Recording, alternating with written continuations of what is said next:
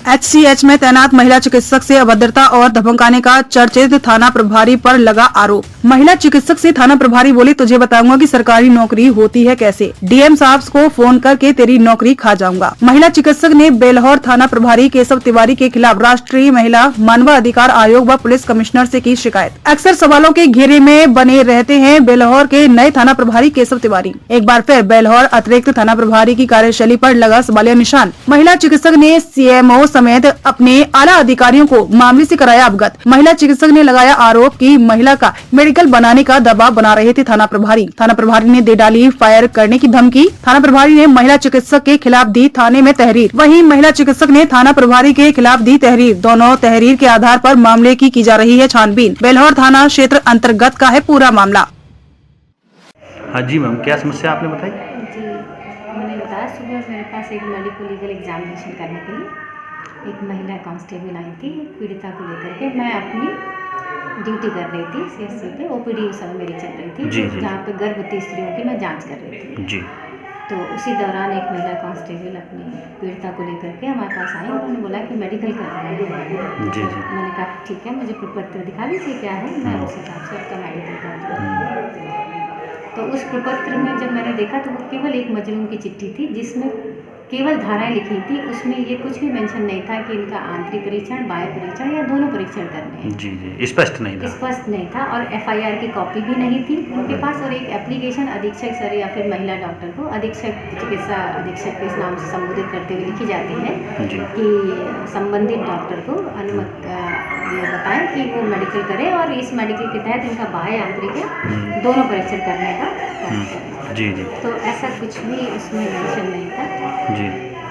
तो मैंने महिला कांस्टेबल को बुलाया। मैंने उनसे बोला कि ये आप जो है ये सारे प्रपत्र लेकर के तब आए। तो महिला कांस्टेबल ने मुझसे बोला कि मैडम मुझे पता है कि ये सारे प्रपत्र मिलने चाहिए थे और मैंने वहाँ पे थाने में बताया भी था कि इस प्रपत्र के साथ में मेडिको लीगल एग्जामिनेशन नहीं हो पाएगा। इसमें सारे FIR की कॉपी भी देनी पड़ेगी और एक एप्लीकेशन, क्योंकि वो लोग बार बार आते हैं करवाने के लिए और तो अक्सर आते ही रहते हैं, हर महीने में 2-3 केस हो ही जाते हैं। अच्छा। तो वो जो प्रपत्र होते हैं उन सारे प्रपत्रों में FIR की कॉपी भी होती है और एक एप्लीकेशन चिकित्सा अधीक्षक को संबोधित करते हुए भी होती है। जी। तो वो दोनों नहीं थी, केवल मजलूम की चिट्ठी थी। तो फिर थोड़ी देर में जब मैंने महिला कांस्टेबल को बोला OPD में अपनी, तो मैंने कहा कि आप वो लेके, तो उन्होंने एक इंस्पेक्टर साहब को लेकर के आई। तो वो इंस्पेक्टर साहब बिना मेरी अनुमति के सीधे गर्भवती स्त्रियों की मैं उस समय लिटा करके जाँच कर रहे थे और बिना किसी से पूछ करके, जबकि वहाँ पुरुषों का आना वर्जित लिखा हुआ है, और सीधे घुसते चले आए। जी। उससे पूछा नहीं। उस वक्त हमारी OPD में 3-4 महिला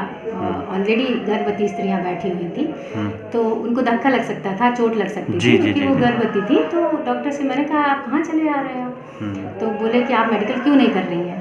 तो उन्होंने मुझे इस भाषा में बोला। मैंने कहा आप किससे बात कर रहे हैं? आप एक मेडिकल ऑफिसर से बात कर रहे हैं और वो भी ऑन ड्यूटी, जो कि एक गर्भवती स्त्री का जांच कर रही है। आप ऐसे नहीं आ सकते और अगर आना है तो पहले परमिशन लीजिए। जी। तो बोले कि आप, फिर मैंने कहा कि मैं एक अधिकारी हूँ और अधिकारी मैं आपकी भी हूँ, तो आपको पहले परमिशन लेनी चाहिए। तो फिर वो थोड़ा डाउन हुए। फिर उन्होंने कहा, फिर मैंने उनसे कहा बहुत प्यार से, मैंने कहा बेटा ऐसा है 3 कॉपी चाहिए होती, एक FIR की कॉपी, एक मजलूम की चिट्ठी और एक एप्लीकेशन। बोले मैं जहाँ पे पोस्टिंग थी ऐसा कुछ भी नहीं था। अच्छा। उन्होंने नहीं माना।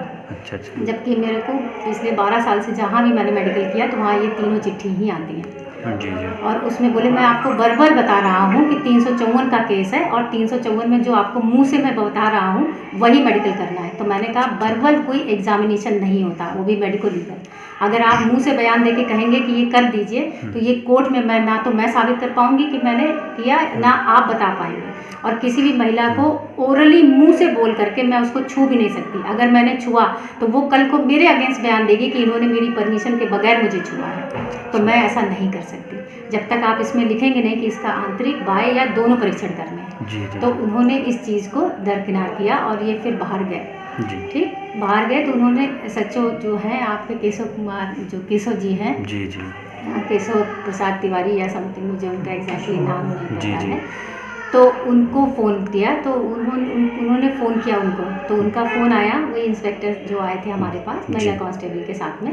तो वो बोले कि मैम ये जो हमारे अधिकारी हैं, मतलब हमारे इंस्पेक्टर साहब हैं, वो आपसे बात करना चाहते हैं। मैंने कहा हाँ बेटा मेरे को दे दो, मैं बात कर लेती हूँ। मैंने बहुत प्यार से बोला, तो उन्होंने तुरंत जैसे ही उन्होंने पहले ही मैंने हेलो बोला, तो उन्होंने बोला कि मेडिकल क्यों नहीं कर रही हो। ठीक, तो मैंने कहा आप कैसी बात कर रहे हैं कि इस तरह से आप बात कर रहे हो, एक मतलब मैं ड्यूटी पे हूँ, डॉक्टर हूँ, और मैं देख रही हूँ, मैंने ऐसा तो नहीं कहा कि मैं मेडिकल नहीं करूँगी या नहीं कर रही हूँ। जी, फिर एक महिला डॉक्टर हैं। हाँ, महिला डॉक्टर हूँ। हाँ, मैंने बहुत आराम से बात करी। मैंने ये भी कहा कि मैंने ये बोला है कि FIR की कॉपी और एक एप्लीकेशन लिखवाई है, उसमें ये लिखिए कि क्या कहते हैं, बाह्य करवाना है या आंतरिक करना है या दोनों परीक्षण करना है, जो लीगल दस्तावेज उसको पूरा करिए। उसको पूरा करिए। जी, आगे। तो उन्होंने तुरंत बोला कि मैं मेडिकल करना सिखा दूंगा। अच्छा, ठीक, तुझे मैं नौकरी करना सिखा दूंगा, सरकारी नौकरी कैसे होती है। केशव तिवारी जो इंस्पेक्टर हैं, तुझे मैं तुझे DM साहब को फोन करूंगा, तेरी सरकारी नौकरी ले लूंगा, मैं तुझे फायर कर दूंगा। अच्छा। मैं पाठक साहब को फोन करूंगा, तुझे खिंचवा लूंगा और तुझे मैं बताऊंगा कि सरकारी नौकरी कैसे होती है। उसके बाद फिर मैंने कहा आप एक महिला से ऐसे बात कर रहे हैं, आप बाकी कैसे बात करते हैं, तू मुझे सिखाएगी कैसे बात करी जाती है। ठीक, उसके बाद फिर मैंने जब बोला तो मैंने कहा आप मुझसे बात मत करिए, आप अस्पताल CSC बिल्हौर आइए, हमारे अधीक्षक सर हैं, उनसे बात करिए आकर। तो उन्होंने बोला मैं तो नहीं आऊँगा मगर तुझे ज़रूर बुला लूँगा। उसके बाद मैं फ़ोन कर दिया। तो आपने मैडम अपने अधीक्षक को जो सीनियर को मैंने अवगत अपने कराया? अधीक्षक सर को बुलाया और पूरी बात बताई। अधीक्षक सर उस समय मीटिंग ले रहे थे, DSW की मीटिंग हो रही थी। जैसे अधीक्षक सर आए, उन्होंने CMO सर को इन्फॉर्म किया और SHO को भी बात करी, ये केशव जी से बात करी, तो वो हमारे अधीक्षक सर की भी नहीं सुन रहे थे। उन्होंने ये बोला कि ये तो हमें बता रही थी हमारी रैंक क्या है। बिल्कुल मैंने अपनी रैंक बताई कि मैंने कहा एक महिला चिकित्सा अधिकारी जो कि अभी ऑन ड्यूटी है, उससे आप अभद्र व्यवहार नहीं कर सकते। तो उन्होंने मेरे साथ इस तरह का दुर्व्यवहार किया जो कि अक्षम्य है। मुझे मानसिक बहुत पीड़ा है और मैं सुबह से बहुत ही प्रताड़ित महसूस कर रही हूँ। मुझे बिल्कुल सुरक्षा नहीं लग रही है। इस तरह से अगर रहा, इस तरह से इनका व्यवहार है, तो शायद मेडिकल करना मेरे लिए पॉसिबल नहीं हो पाएगा। आपके जो उच्च अधिकारी हैं, तो उन्होंने बिल्हौर इंस्पेक्टर साहब की इस कार्यशैली को लेकर क्या कुछ आपको आश्वासन दिया अभी तक? कुछ अभी तक मुझे कोई आश्वासन नहीं मिला। अच्छा, चिकित्सक अधीक्षक जी जिसे आपने जब अवगत कराया उसके बाद कहाँ गए?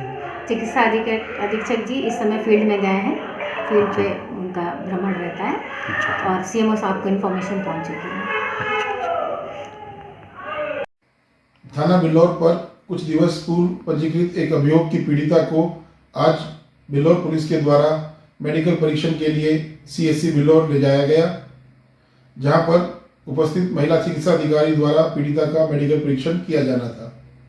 मेडिकल परीक्षण में हो रहे विलंब के कारण SHO बिल्हौर और महिला चिकित्सा अधिकारी के बीच दूरभाष पे वार्ता हुई, जिसके उपरांत महिला चिकित्सा अधिकारी द्वारा SHO बिल्हौर पे आरोप लगाते हुए एक शिकायती प्रार्थना पत्र दिया है कि SHO बिल्हौर ने उनके साथ दूरभाष पे वार्ता के समय दुर्व्यवहार किया।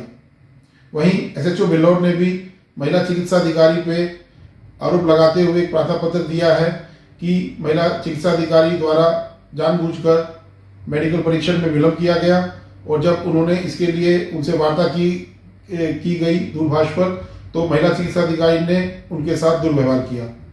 इन दोनों प्रार्थना पत्रों को निष्पक्ष जांच के लिए ACP बिल्हौर को दिया गया है, जिनको ये निर्देशित किया गया है कि वह मौके पर जांच करके जो सीक्वेंस ऑफ इवेंट्स हैं उनके बारे में स्थिति स्पष्ट करें और जो मौके पे बाकी लोग उपस्थित थे उनसे भी संबंध में जानकारी लें। जो भी जांच में चीजें सामने आएगी उसके आधार पर दोषी के विरुद्ध कार्रवाई की जाएगी।